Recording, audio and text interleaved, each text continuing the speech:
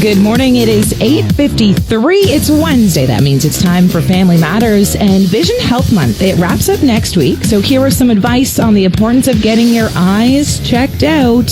Is Dr. Rebecca Chippior with St. Lawrence Optometry. Good morning, Rebecca. Good morning, Susan. Nice to have you back here. So I want to just start off with, let's just say I'm a new mom. When do I take my child for their first checkup? Great question, and we get asked that quite a bit actually in our office. And children should have their first eye exam at 6 months of age, which a lot of people are actually shocked by. But the reasoning for starting early is to detect certain conditions that are best treated as early as possible, like a lazy eye.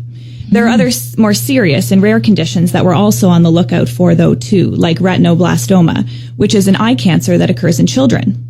But above all else, we want to ensure that their visual development is on the right track as early as possible. Right. Perfect. So what is a typical appointment like? I think the last time you were here, I said, I'm pretty sure I've only gotten my eyes checked out once and I was 9. And all I remember is the covering of your eyes thing. Like, what is a typical appointment going to be like? That's a great question, too. So we generally start by collecting information from you relevant to your lifestyle, eye and health history. We then identify how well you're seeing, how your eyes are working together, and actually help you determine the best eyewear prescription for your needs.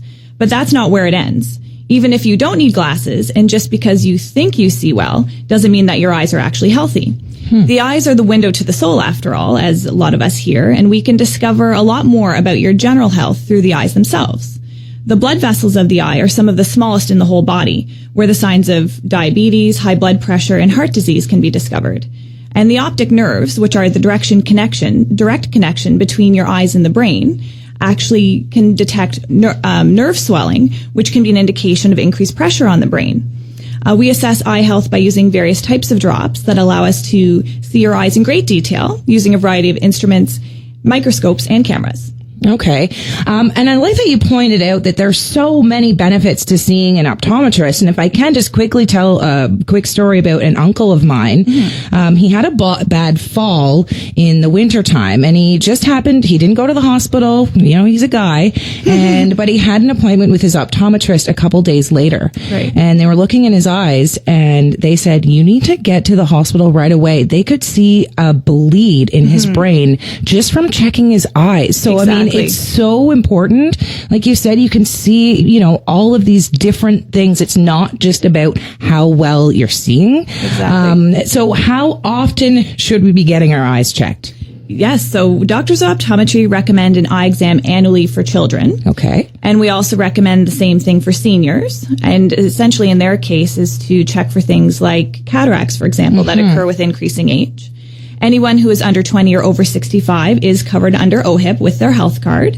And those between 20 and 64, we often recommend an eye exam a minimum of every 2 years.